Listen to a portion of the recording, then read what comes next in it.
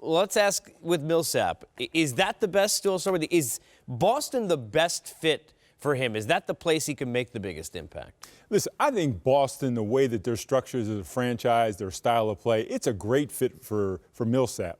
I'm just not sure that Millsap is a great fit for the Boston Celtics franchise because he doesn't give them that superstar player, albeit that he gives them yet another quality player that allows them some flexibility with some of their other players with which to deal that may get that really good player.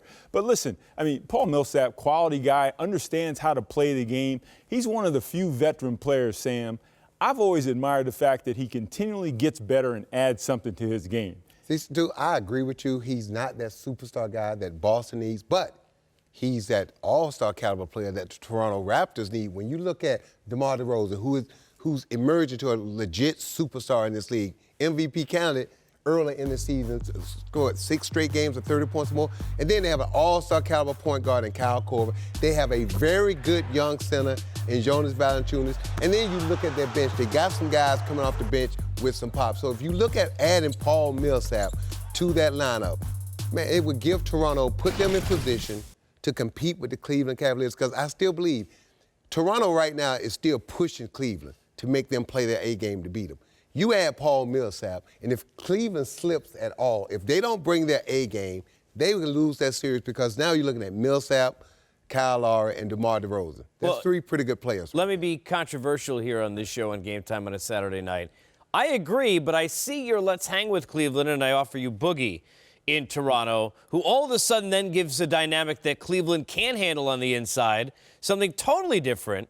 Okay, I'm going to stop you right there. Would you go there? What's the Sacramento Kings record since DeMarcus has been there? Have they been 500? No. Okay. No. Hey, look, I'm just saying. Stu, the NBA, we all agree the NBA is the only sport where one guy can make that big a difference. Look what Westbrook is doing right now, OKC, with the youngest team in the league. Right. Look, they're not going to win the championship, but they're a playoff team. Yes. You're telling me if you're the best offensive center, and we all agree that DeMarcus Cousins is the best offensive center. Now, when you talk about all-around defense and all those things, I say Marcus All. But when you say offense, shoot the 3, post up, put it on the floor, all those things, DeMarcus Cousins may be the best, most talented offensive center, but your locker room, you know, all the antics, all the technical Is it tempting? foul. It's tempting, but if you're the Toronto Raptors Not or the tempted? Boston Celtics, you got a good thing going, Stu. Why would you take a chance to where you can knock that off balance? You as a franchise, you cannot take a chance with DeMarcus Cousins. You know, as I look down the list of 30 teams, to me, there are only 3 teams that can absorb a personality like DeMarcus Cousins that has internal leadership where he might be able to thrive. Because what Sam's saying is DeMarcus Cousins can't be your main guy. No. So if he's not your main guy, he needs to go to a franchise that can absorb him from a leadership standpoint, and that only includes San Antonio, Cleveland, right, and Golden State. Right. Now, I don't think any of those are possibilities. We wouldn't even need the rest of this paper. Just him and Popovich together, and that's it. That's I know. all the show. So, I mean, none of them are possibilities. So I can't see a franchise really taking that risk. It's too risky. You know, we talk about Atlanta, right? Confusing because they're upwards near the top of the East. They're going one way. Sacramento, we talk all the time about Boogie, when's he going to move? Rudy Gay, when he's going to move. Then we hear maybe they're interested in Millsap. Does that make any sense to you? Would he re-sign there? Here's a guy who's a free agent who would do what? Maybe in their new building make him the 8th seed? How important is that?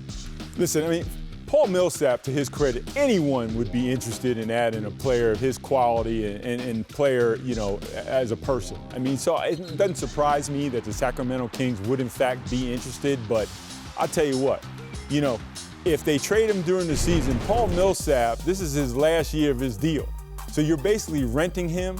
And if I'm Paul Millsap, I'm saying to the Sacramento Kings, there's no way that I'm going there because I'm not going to re-sign. So you're basically trading for me without the inability to re-sign me long term, and I don't think Sacramento gets in the hunt. I can understand why Sacramento wants. Look, right now, they're in the 8th spot, even though they're 5 games under 500. But if you add a Paul Millsap, that should be enough to get you in the playoffs or even move you up a little bit in the Western Conference. But like Stu said, why would you do that and give up picks or valuable assets if Paul Millsap is not going to resign? Second, does Paul want to be that guy? you know, Stu talks about you got to have a strong alpha male personality if you're going to absorb DeMarcus Cousins. That's what we've seen thus far, because when he's with the national team, USA basketball, you don't hear these. You don't have these respects the guys. Absolutely. With, right? And look, from all, I don't know DeMarcus personally, but from what I hear, he's a great guy off the court. But you have to manage yourself in the locker room and on the court because it's a team game. And if you have a personality like this, Stu, you know that, it's just that little undercurrent of friction.